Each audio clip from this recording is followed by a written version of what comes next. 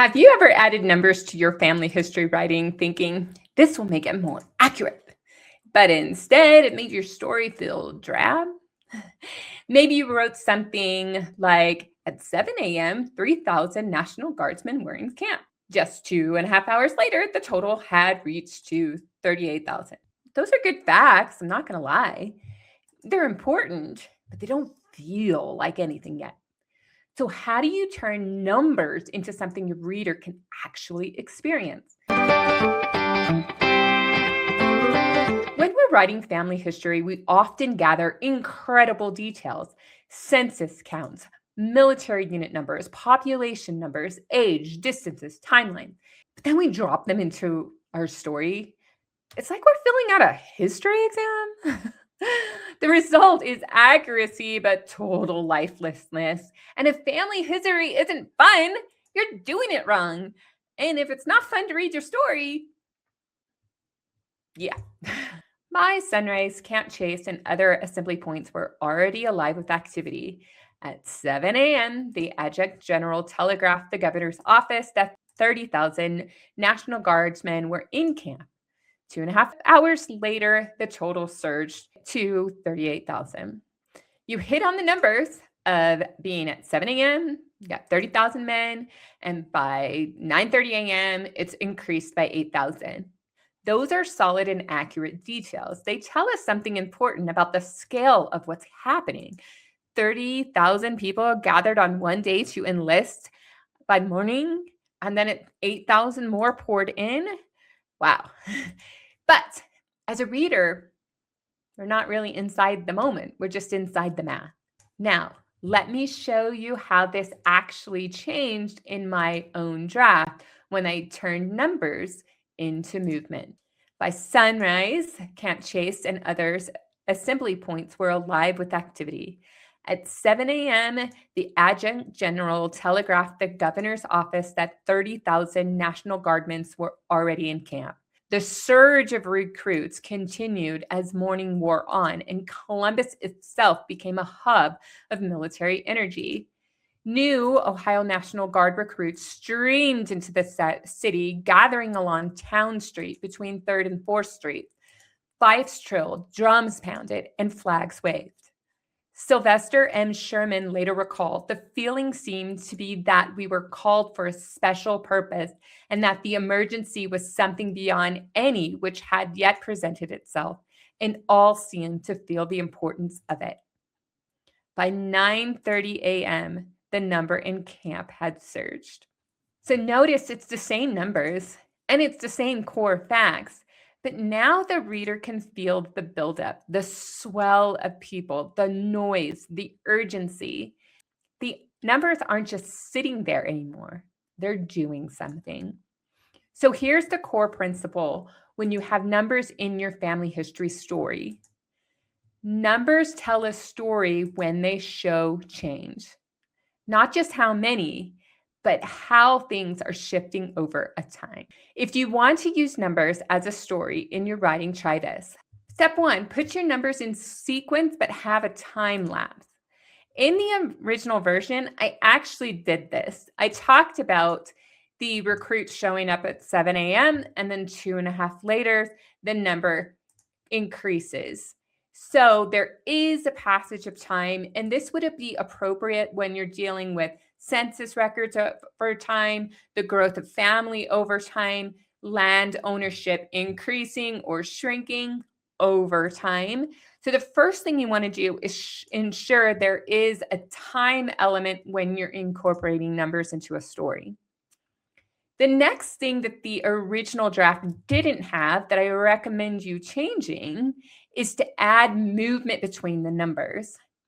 So originally, all I said was that the size increased, but in the revision, I added what's happening between the 8,000 person increase.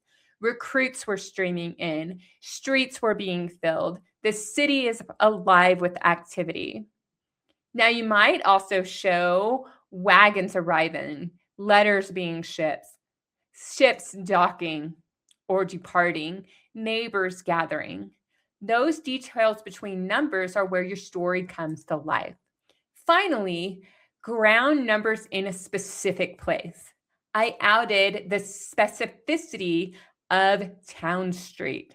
And then I included sensory details such as the drums and the flags and so on. Now the numbers exist somewhere, not just landing on a page. When you ground your stories, you might also include a town name, a household name, a church organization, a specific farm. All of those details, take your numbers and put them in a specific place. Next, whenever possible, add human voice.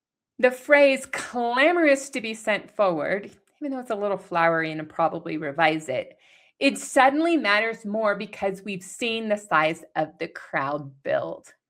But then we layer in a quote from Sylvester Sherman, who was in the same regiment as William and Milby, even though they haven't met him. The one voice gives emotional context to the numbers and tell us how people felt about what was happening. Now, if you have access to a diary entry, a letter, a newspaper quote, each one voice can anchor all of that data.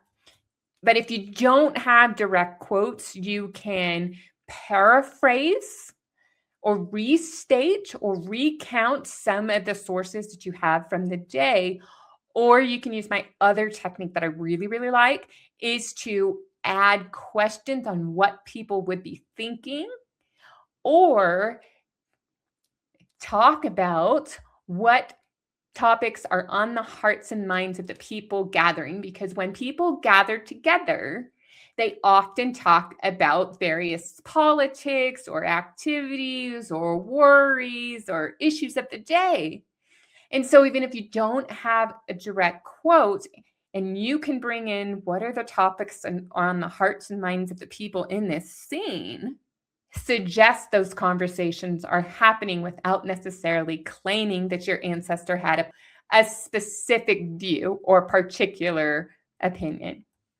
Finally, you want to end your inclusion of numbers with meaning.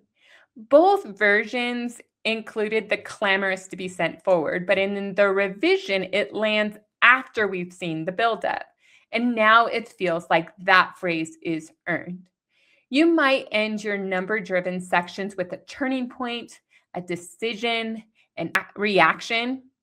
There are other ways that you could necessarily end a scene. And if you have questions, tell me the particular numbers you're working with in the comments, and I will give you some suggestions of some ways you can end your scene with that data.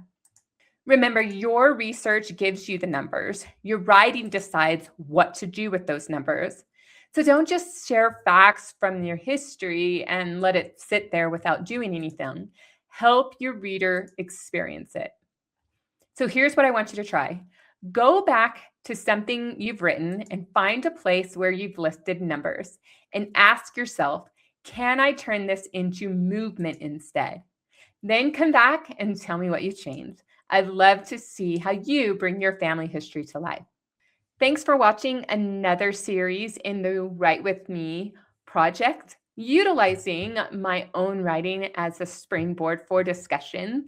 If you have more questions, be sure to check the link in the description box for the entire playlist. And if you want to see any of the drafts that I have written for this story, be sure to check the link for the blog. Remember to like the video, leave a comment, and subscribe on your way out. Then go write your family history.